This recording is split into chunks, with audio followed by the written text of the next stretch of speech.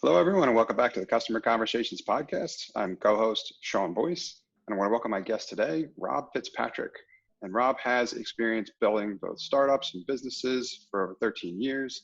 He's been through Y Combinator, and he's wrote a very popular book, one of my favorites, called The Mom Test. He has previous experience as tech, but he has migrated since into sales. Hi, Rob. How are you? And welcome to the show. I'm doing great. Thank you for having me, Sean. Excellent. Super happy to have you here. As I've said before, Mom Test is one of my favorite books. I recommend it constantly. So for anyone listening who hasn't actually read this book before, I'd highly recommend it. But Rob, if you could give us a little bit of your background, talk about the work that you've done, perhaps what you're working on now. I started as, well, I wanted to be an academic because I thought it was free of bureaucracy, unlike the corporate world. And when I was halfway through my master's, I realized that I'd been terribly wrong and that there was some bureaucracy, let's say, in academia. And I was seeing my friends who were professors struggling with tenure and whatnot. And I really just wanted a direct connection between the work I was doing and the reward I got. I didn't want it to be, I didn't want to have to play the games. And at about that time, I read some of Paul Graham's essays, and he was starting up Y Combinator. And I thought, startups seemed like a great idea. And I didn't know anything about it, but I basically took my academic research. I pitched it to YC. They said, no, that's a terrible idea. That'll never work and it'll never scale. And I was like, why did you fly me to California just to be mean to me? And it's a 10-minute pitch, right? You have 10 minutes to get the funding. And we were now like 4 minutes into it. And PG says, well, we really like your team. If you can come up with an idea that doesn't suck and which does scale, we'll fund it. I was like, oh man, I've only got 6 minutes. And he goes, hurry. I was like, will you help? And he goes, okay. So we had a little idea jam, and by the end of it, he said that he would fund us. And so I kind of jumped into startups knowing nothing about them, and we made a tremendous number of mistakes.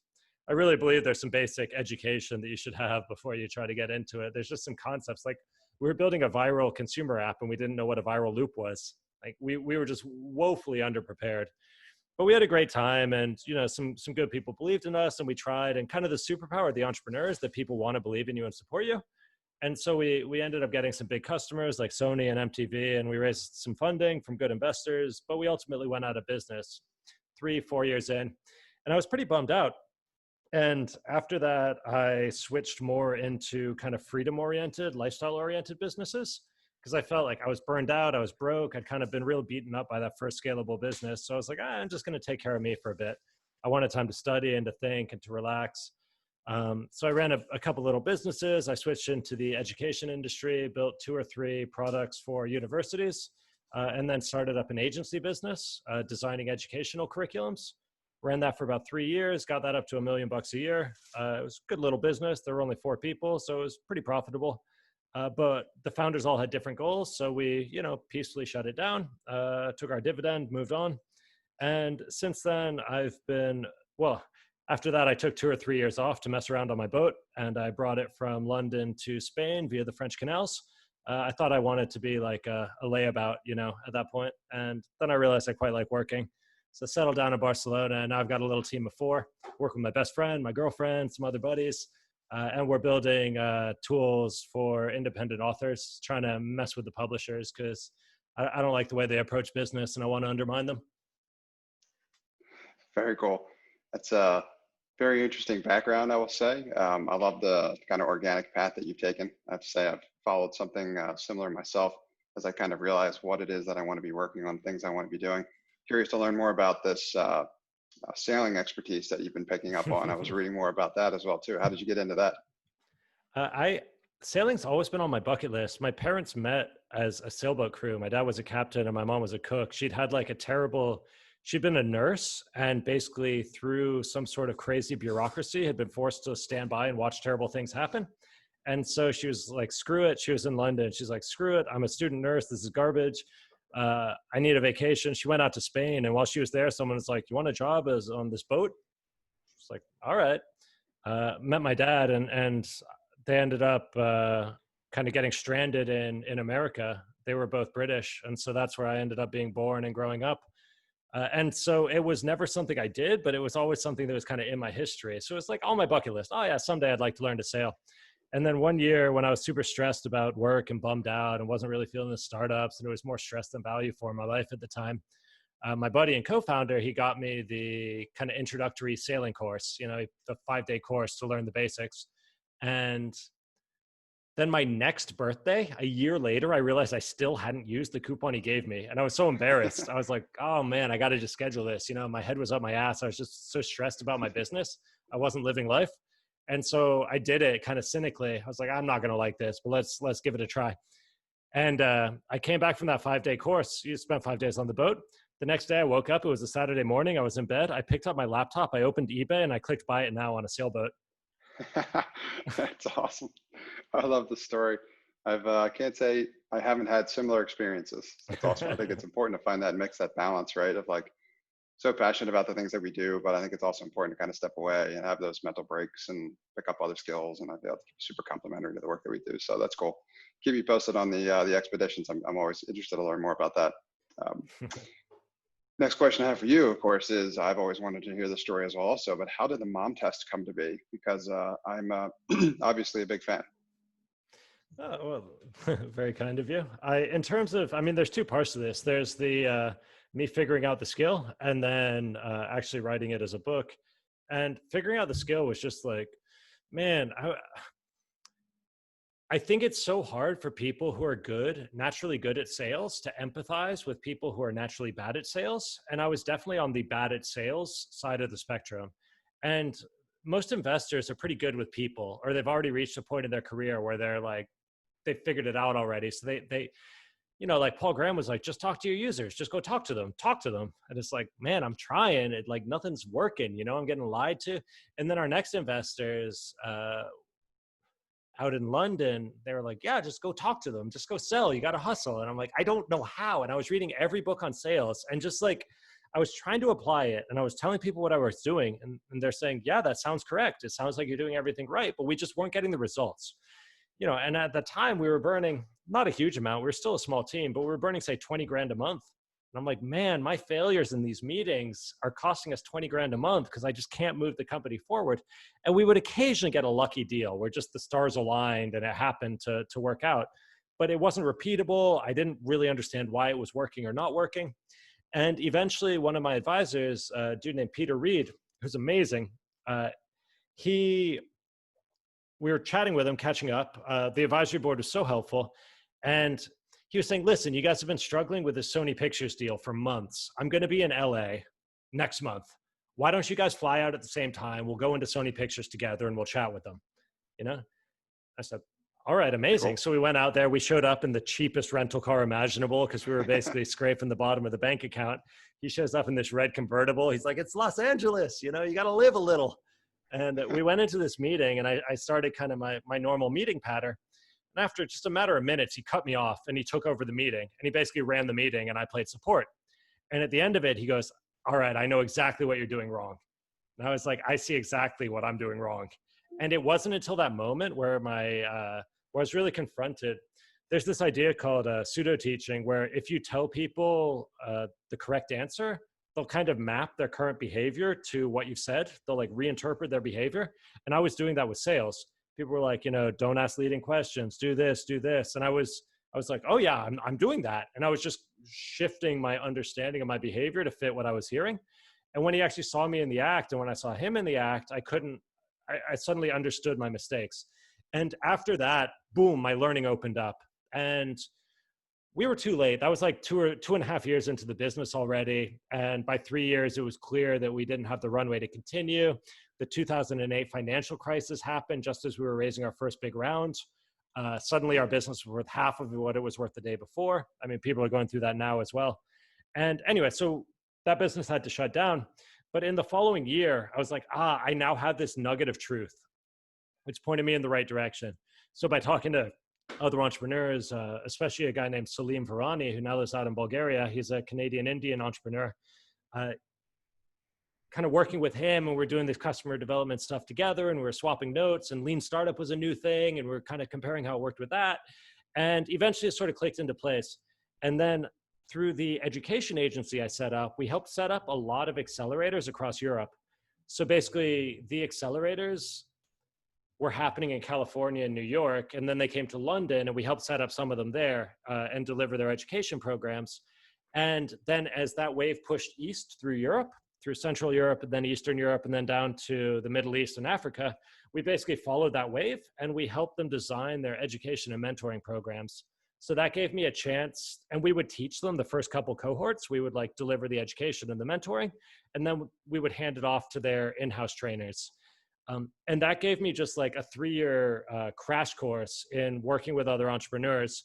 And I realized that of all the things I thought I knew, the one that was valuable and unique was this mom test idea. And I was like, okay, great. I'm adding value. I'm happy, but I'm building a business. I'm doing other stuff. And then the way I actually wrote it down as a book is I got drunk at this bar with another dude named Rob. And it was like on the back end of this startup meetup we had, where the only rule was you're not allowed to say anything nice about your own business or your own product.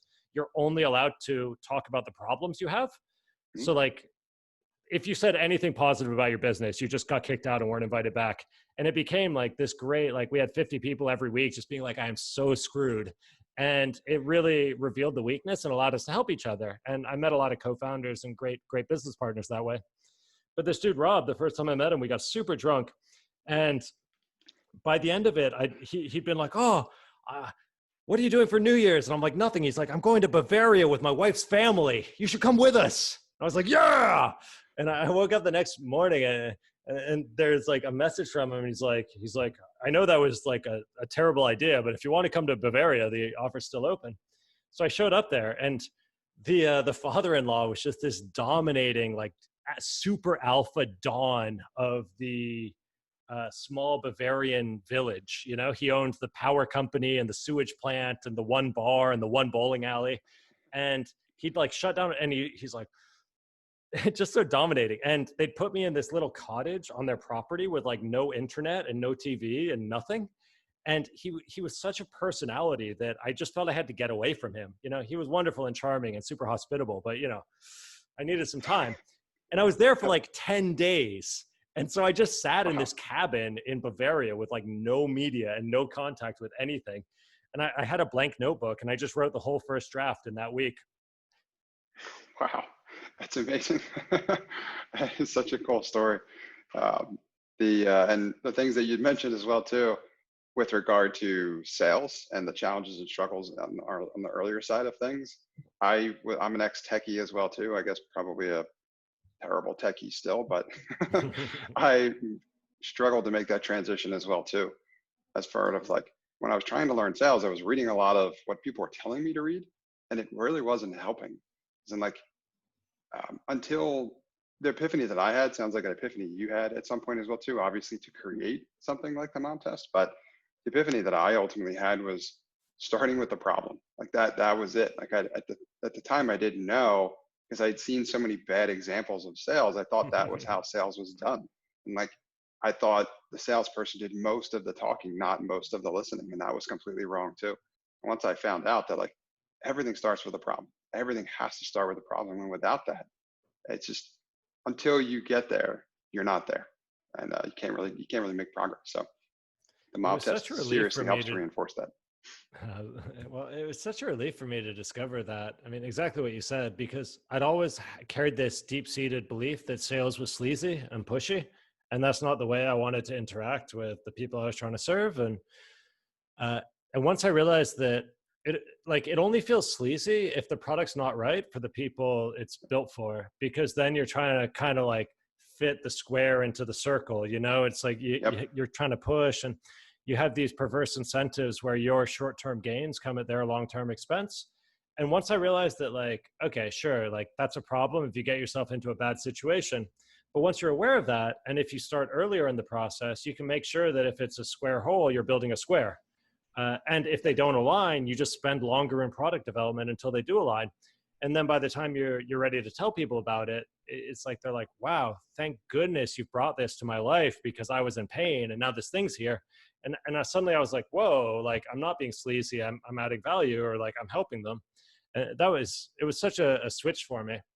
And I still think I'm not an optimal salesperson, and I'm never going to be an optimal salesperson, but I think that's actually okay in the early stages. And sometimes being an optimal salesperson is a bit too short term. where like what you want to be is like a learning machine where you're trying to figure out like, I think you're going to love this. Do you love it? Oh, you don't quite love it. Let me go back to product. Let me try to make it, let me Yep. understand why you don't love it. And you're trying to find this, like this love fit, you know, where it really plugs into people's lives and makes them happier. Absolutely, couldn't agree more. Yeah, it's more of a process, like a cycle to go through. It's like your work's never done, and it shouldn't really be thought of like that, at least in my opinion. There's always more to do. There's always other problems. Like I refer back to other books that I'm a big fan of as well too, like The Goal and things like that, and the Phoenix Project, where they talk about finding the bottleneck and eliminating it. Right, once you eliminate one problem, that was the top problem. Now something else is the top problem, but it's your job to find it. So yeah, I think it's an outstanding framework, and it really helps shape how to do that particular job well. And it's been an inspiration, and it's offered a lot of help to a lot of product people that I know, a lot of people that I work with. We need to better understand. Here's how, right? We don't just build stuff and then push it out of market, right? That's bad product. That's bad sales. It's like you said, like trying to force a square peg into a round hole. Instead, you need to find out like what type of box you should be building. And the only way to do that is to find out what the actual shape of the peg is. And you have to do it by following the framework and guide laid out there in that book. Excellent. So I want to, well, at this point, maybe I can just jump in and take 1 minute to sort of, if anyone isn't familiar with the book, to give like a quick, you know, I feel like we're maybe being too abstract if you don't know what the book's about. So the idea is people always expect customers to tell them what to build. It's like, hey, customer, do you like this? What should I change? What should I build? What features does it need? And what I learned is that just doesn't work. When you ask people about your product, you tend to get compliments and opinions, which aren't very useful. And so what I eventually realized is that there's two phases. I mean, Steve Blank figured this out, but whatever. But the first stage is just like, I want to understand my customers like I understand a friend. Like when you're buying a present for a friend, you're able to get them, the better the friend, the better you understand their life, the better the present you're able to surprise them with, because you understand what their life is like and what they've already got and don't got and what they need and what they're trying to accomplish and what frustrates them. And you can give them something that they didn't necessarily explicitly request, but which delights them and which fits right into their life. Equally, sometimes you know your best friend and you get it wrong. And that's why you include a gift receipt, you know, and then, okay, fine, we'll try again. And that's like, but if you're starting, if it's someone, a stranger, like imagine buying a birthday present for a stranger, or like, you know, it's impossible. You get them something generic, something that's okay, but they don't love it. They never love it. And so the first goal of customer conversations is just, it's not about your idea at all. It's just understanding them like you understand your close friends. That's discovery. You don't even mention your idea. You just ask about their life. What are you already doing? Why are you doing it that way? What else have you tried? What didn't work? And then you can switch into the second phase, which you might consider the actual giving of the gift itself, where it's like, hey, does this fit into your life? And they usually confirm or reject that with their behavior. So they either give you money for it, or they use it every day, or they introduce you to their boss, or they make a polite excuse and get away. And so it's like, that's the flow. So it's like not expecting people to tell you what to build, but trying to empathetically understand them as best you can. And then be like, I think this is what you need. And like, get the commitment to confirm or reject it, and then try again. Absolutely. And one part of the story I always love telling too, and perhaps there's no better person to tell it than you would, when in terms of the title and where the title came from. So every time I mention the title, I get a good reaction, and I end up telling that part of the story. So if you could also let us know why it's called the Mom Test. Yeah, it's because people say like you shouldn't ask your mom if your business is a good idea because your mom loves you and she loves everything you do, and she believes in you blindly, right? So you're going to get biased feedback. And so people say, don't ask your friends for feedback. Don't ask your parents for feedback. But I actually think that's the wrong conclusion. So it's the correct observation, but the wrong conclusion. And the correct conclusion, I believe, is that you shouldn't ask anyone for their opinions about your ideas. Rather, you should frame the question in such a way that even the most biased person, your own mother, can't lie to you. So if I say, hey, mom, what do you think of my cookbook business? She's going to say, oh, it's great. If I say, hey, mom, when's the last time you bought a cookbook? She's going to say, 20 years. Why would I need another cookbook? And so by just shifting it from being less about your idea, more about their life, boom, suddenly you're getting truth and hard truths. And then you can go away and cry in your closet and then come out and decide like, okay, what do I need to change about my business or my product to make it work with this customer reality? Yep. And so the cycle repeats. That always gets a great reaction, by the way. People love that story. So having said that, another area that, or kind of what I wanted to move into, and it comes from the work that the Mom Test talks about and how to do it, is this importance of customer research, right? And doing it as you're building your business, your B2B SaaS business, your software business, whatever it is that you're building, whether it's early stage or you're on a rocket ship and it's experiencing hyper growth, right? The importance of customer research, why you should be doing it, when you should be doing it, how much of it you should be doing. Can you give me and us a little bit of guidance here in terms of a framework as far as like, what should that process look like through the various stages of building a business? So if you're completely entering a brand new industry that you have no idea about, you should probably take a while to just talk to people. But a lot of startups, assuming you've already gone through that, or assuming you're starting your business in a field where you already have some expertise and some contacts, like you had a career in that or whatever, there's a couple myths and ways people get this wrong. And I think probably the biggest myth is the idea that you do all your customer research up front and then you know exactly what to build and you just build the perfect thing. It's like lining up the cannon shot and then pew, it's going to be perfect. Where what I found is that and this was observed by Steve Blank in his book, 4 Steps to the Epiphany. He sort of said, each step of customer contact you do allows you to make a smarter set of decisions on the next cluster of product decisions. And each time your product advances, that allows you to get more information out of your customer conversations. So he said, you don't do one before the other, you do them both in parallel. And they're feeding into each other. So the product allows you to get more information from your customer conversations, and the customer conversations are affecting your product trajectory. And so the way I implement that in my teams and what I recommend people do is I never like to think about customer learning in terms of weeks or months. Whenever I hear someone saying how many weeks or how many conversations, I'm like, you're doing it super wrong. I like to hear about it in terms of a ongoing commitment of time per week that you're going to do for the life of your company. And this might go up and down depending on the stage and your immediate priorities. But if someone says, well, we always do 10 sales calls or 20 customer support tickets per week. So what we've done is we've just made a habit of the first 5 minutes of those conversations we use for customer discovery. I'm like, oh, very nice. I like that because that's a low time cost. It's not so time consuming that you're going to abandon it. So I like that. And that's an easy ongoing weekly commitment, which will ensure that no matter what you're working on, there's going to be this flow of learning coming in to sanity check you. If you're early stage and you don't yet have the sales meetings or the support tickets, someone might say, once a week I go to an industry event and I don't even tell them what I'm working on. I just, I have these learning goals and I just chat to people about how they're dealing with those things. Brilliant. You've turned one meetup into 20 customer interviews without having to schedule any. Very efficient use of your time.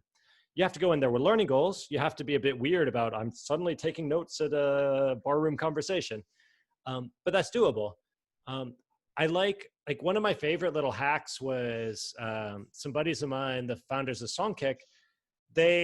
It's a London app. They've exited now, but they ran it for about 7 years. And it's a London app for live music. It helped people find concerts that were coming near them. It's like, oh, we see from Spotify that you're into these bands. We think you'll like this concert. They're showing up next week. And they did so incredibly like that. They went through YC. They were in our YC group in 2007. And they were growing great. They raised money from really good investors. And then once the team got to like 30, 40 people, their kind of momentum sort of stopped. The product had gotten fairly complicated. It had a lot of different features. There was a lot of technical debt and organizational debt they were dealing with.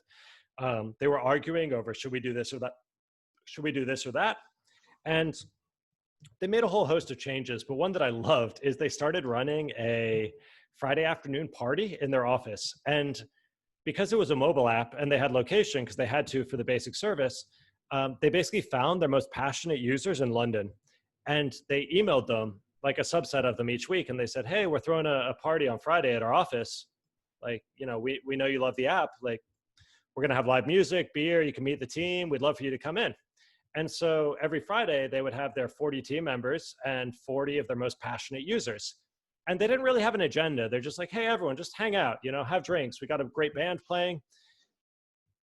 And that gave them this like habit of contact with their real users. And suddenly all of these arguments between the engineering team and the product team and the blah, blah, blah disappeared. Because they're like, oh no, I talked to someone on Friday. He said this.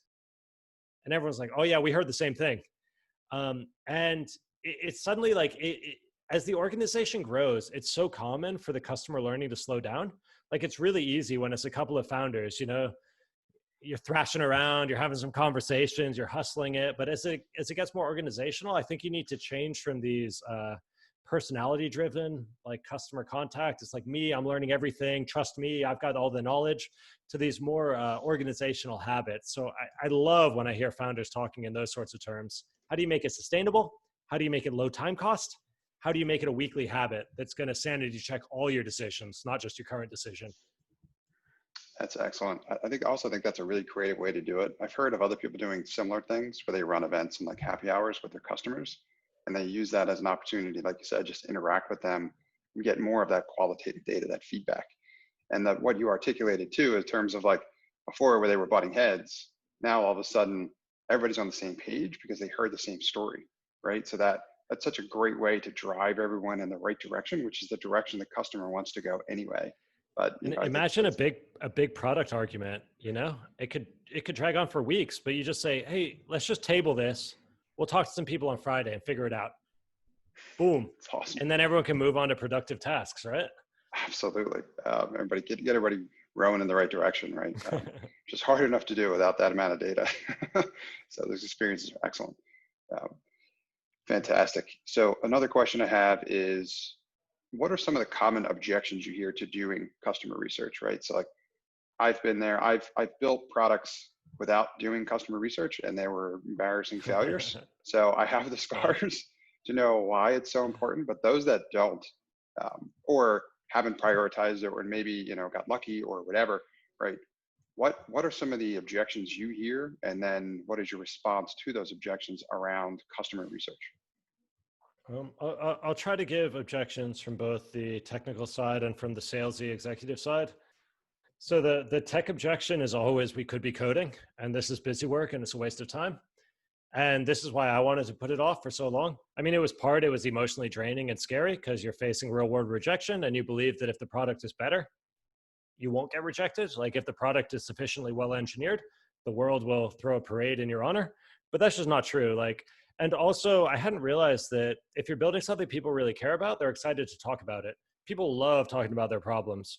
So that whole, is it good enough? It only needs to be good enough if you're acting like an asshole and trying to pitch it like it's perfect. Like, we're changing the world. We're the most incredible entrepreneurs ever. Look at our innovation. Well, yeah, then it needs to be pretty damn good. But if you're saying like, hey, I think you're suffering from an important problem and we're trying to deal with it and we'd love to hear what you think, then you don't need any product at all. So a big part of, I think, the obsession with how finished is the product comes from a place of ego and vanity. And if you go in with humility and you're willing to reveal that you're trying to figure it out and you care, but you don't have all the answers, suddenly that fear disappears. So that's one side on the technical piece. The other one on the technical piece is we could be coding, this is a waste of time. But actually, how long does a big feature take? Months, maybe, of a team, say 4 engineers with a month. That's what, 40 grand, 50 grand of of salary cost. Oh, yeah. If you can save one of those features and realize it doesn't need to be built every so often, suddenly you've just everyone can go home early. You don't need to work overtime. It's go chill, see your dog, see your family. For me as an engineer, it was such a turning point where I realized I don't need to bet months of my life blind. I can figure out whether I'm building the right thing in advance. And then I can, there's nothing more frustrating as an engineer than to build something beautiful, which no one wants to use. True. That's disheartening. It feels terrible, right? We built such cool, in my first company, we invented a whole new animation paradigm and technology and stuff. And 0 people used it, It's well, that's years of my life. How much money would someone have to pay you to go into a coma for a year? Probably a lot of money. Right. And I realized wow, I just wasted a year of my life. I may as well have been unconscious. I built a thing that like literally added no value to anyone in the world. It was a bit of like self-indulgent technical garbage. And it's like, I want to help people, in whatever way matters to you. If you want to help them be evil, that's up to you, or help them get more, whatever your goals are. But like for your goals to be enabled, like you need people using the thing. And I was like, oh yeah, talking to them is the way that I can make sure that I'm actually using my life in a worthwhile and valuable way. Instead of just blindly gambling it. And then from the sales side, and it saves months. Like I like to say about customer conversations, yeah, it costs you hours, but it saves you months. True. And you won't believe me until you've seen it the first time. And then once you've actually experienced it, you will never go back. Exactly. You're like, I'm not fucking programming that until you prove to me that customers want it. And I've seen this from engineering teams. Like the sales teams are like, come on, talk to customers. And then like a month later, the sales team's like, what have we done? Because the engineer team's like, the sales team's like, we need this. And the engineering team's like, prove it to me. Like, show me the customer quote. And it's great. It's like a superpower for engineering. It like 10X is your overall, maybe 10X is a strong word, but it significantly multiplies your overall productivity. On the sales side, gosh, and the executive side, it sucks to be selling a suboptimal product. And a lot of the time, like the sales kit is about optimizing each meeting, like the sales toolkit, or it's like about optimizing each lead in the pipeline. So you go like, I've got this lead, I want to get maximum value out of it. But actually like there's this important shift where you go, okay, no. I want to optimize the value of this product or this company. And often that means discovering early the ways in which it is flawed and not pushing it down people's throats. And when you do that, you can feed that learning back. Like, let's say there's a sale that's right on the line and you could force it down their throats, but instead you go, they don't love it. And you leave it there and you take that back to the product team and you're like, they don't love it. I think this is why. Suddenly you've got a product that people do love. And now sales is the easiest thing in the world. You're racking up incredible bonuses. You're the superhero of the team. It's like, yeah, that's product market fit. It's like, you don't have to convince people to buy it. They want to buy it. They're coming to you. So I think it's good for everyone, but it's so counterintuitive on both sides to open the kimono and show the humility and the vulnerability and the weakness and just be like, I don't know, but I care and I'm trying to make it better. And I hope you care too. Like, help me to make this thing that matters to you better. And if they don't care, then change what you're doing, or change your customer segment, change something. Like keep changing until you find something that people do care about. And I will say like the counter argument to this is truly visionary technology, like 3D printing. Like still nobody cares about 3D printing. And you might go like, I don't care that they don't care. I'm just like fucking gambling my life on this. Let's go. And I admire that. That's heroic. It's high risk, but like if you want to go into that gamble, go into it eyes open. Agreed. And I've also, you've mentioned this a couple of times, that humility aspect of performing that kind of work in this way on both the tech and the sales side, is it feels like an uncomfortable conversation to have because everyone's like almost expected, like the pressure is to always know what to do all the time, right? It's like you wouldn't possibly be in that seat if you didn't know exactly what to do and what to say always. But nothing could be further from the truth, especially in like any other aspect of anyone's life. So how would it be different here? It isn't. And I've often found that humility aspect of these customer conversations can actually significantly benefit me and anyone that I'm working with in what we're trying to do, especially on the sales side, because it's a unique experience oftentimes that the client is having, as opposed to those examples of bad sales and bad tech and so on and so forth, right? Pushing something at me I don't want, building something I'm never going to use. Instead, talk to me about my problems, like you said, which is super engaging. Collect that data, now use that to actually deliver something people want. And then, like you said, on the sales side, people come to you. And it's just, since I've been through that full cycle, it's unbelievable how night and day different the two experiences are. And like you said, if you've been through it like I have, you'll never go back. And I can't recommend strongly enough that people who haven't had this experience yet heed these warnings and investigate this using this perspective for themselves to prevent themselves from having to fall into any of these pitfalls. But thank you for sharing that. Some excellent examples of like some common pitfalls on the tech side, on the sales side, and what you could do to avoid those. So Rob, I can't thank you enough for being here. This conversation has been fantastic. I could talk to you all day about this. I'm sure you can tell. There's going to be some excellent knowledge that you shared with us for both myself and our audience. I have two questions for you before I let you go. And the first one is, obviously we talked about one, I would plug that for sure, but what resources would you share with our audience? Books, blogs, anything like that, that you might mention that they can do some homework to learn a little bit more about this topic or others, anything that you might recommend? Uh, my favorite and most valuable book that I've read recently is Never Split the Difference by Chris Voss. And I mean, this is egocentric, but I describe it as like the mom test for negotiation, where like he talks about tactical empathy. He talks about, going into these tense, like hostage negotiations. He was the head hostage negotiator for the FBI globally for international terrorist, like bank holdups and international kidnappings and stuff like that. Super competent dude, very unique experience. And it's such a good book. It's such like a beautiful blend of immediately actionable information. But the whole approach is anchored in, you can't negotiate with someone through hostility. The crazy stuff that's going on right now in the world is so backwards. It's so proven to be counterproductive. If you go into these conversations where it's like, I don't need to agree with your worldview, but like, let me understand it. And then like talk to you in a calm and, ask you these questions. And it was really a mind blower for me. Like, for example, let's say someone gives you a garbage price in a sales negotiation. He suggests this question like, how can I do that? And it's such a disarming question because you're not being like, we're the best, we're amazing. It's just like, how can I do that? And immediately switches the other party. And he uses this in hostage negotiations. You need to wire us $50 million to this bank account. How can I do that? I don't even know if they're alive. I don't even know if you're going to give them back to me. And suddenly the other side is put into your shoes. And they're like, oh, well, we could put them on the phone with you. We could put them in this safe haven as an intermediary.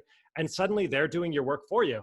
And it's all about like the using questions and using tactical empathy, he calls it, it's a complete reinvention of the way that I understood negotiation, high stakes negotiation. And I'd avoided reading it for ages because I don't negotiate that often. When I do, it's just a pitch. I give them a number, they say yes or no. It's not a big deal. But like while I was reading it, I was like, oh, let me try to acquire this business. I just like wanted a playground to use my new skills. And Cool. I like cold emailed this company, I was like, hey, and I just like used the script from his book. And I was like, I mean, it ended up falling through, but it went to the end, we were like haggling over price at the end. I was like, wow, that's something I just wasn't equipped to do. So Never Split the Difference by Chris Voss. Incredible. On the marketing side, This Is Marketing by Seth Godin. It's kind of customer development and like the mom test approach of like empathy and understanding, but like with a thread where like you can't market a flawed product. So if you want effective marketing, you need a product people actually want. So it kind of draws the thread backwards from marketing through to product design. Both great. Excellent. Thank you so much for sharing both those resources. Excellent resources. And I would obviously recommend The Mom Test by Rob FItzpatrick. We talked a lot about that today. I'll link to all three of those in the notes. And then last question I have for you, Rob, is who should reach out to you and how can they get in touch? So I'm easy to reach. I mean, I'm easy to Google. I'm pretty sure my phone number is on my website, although I don't necessarily recommend you call me. But like I'm Rob at robfitz.com. All my contact stuff's at robfitz.com. If you have questions about implementing customer development or the mom test or you run into problems, tweet me, email me. I'll make a little YouTube video and send it back to you, answering your question. I like doing that. It's fun for me. I'm always happy to help if I can. And if you want to help me, what I'm trying to do now is to help indie authors and, kind of self-published indie. If you want to work your way, write a book, put your expertise into a book. I'm working on a process treating books as products, problem-solving products, which you can design and test just like you would any other product. So I'm keen for people to try it and let me know how it goes for them. So if I can help you write a great book, I would love to do so. So reach out to me and that'd be super helpful for me and maybe I can help you too. That's excellent. Thank you for that, Rob. And I'll link to the contact info in the show notes as well also. Can't thank you enough for being here and sharing your knowledge with both myself and our audience. It's my pleasure. And if I can give a final tip, I'd just say that Customer conversations aren't like math where you can hear the theory and then immediately do it perfectly. They're more like skateboarding or pottery where you're going to fall over or mess some stuff up a few times. But the stakes are pretty low. Like you go in with humility. It's no problem. It's like, hey, I'm confused. And then you ask some bad questions. Who cares? So like give yourself a bit of forgiveness and leeway to try this stuff and fall down safely. Like start with the easy conversations and the friendly first contacts. Take your knocks, make your mistakes, figure out what's working. Deal with the serious high stakes conversations later after you're already pretty confident. Like you got to get your hands in the clay. You got to try this stuff to get good at it, but you will. And it's a super valuable career skill. It multiplies everything else that you're good at. Excellent point. And thank you for sharing, Rob. My pleasure. Thank you for having me and good luck with your businesses, everybody. The Customer Conversations podcast is brought to you by the team at LearnWhy. LearnWhy integrates with all of your customer-facing tools to organize feedback and extract actionable insights. Empower your team to start growing your bottom line today with insights from qualitative data powered by LearnWhy. You can find out more at either learnwhy.co or by emailing our team at sales@learnwhy.co. Thanks for listening to this episode of the Customer Conversations podcast. If you or someone you know has expertise in growth, marketing, or product, please have them reach out to either Sean or Stuart to learn more about becoming a guest on our show.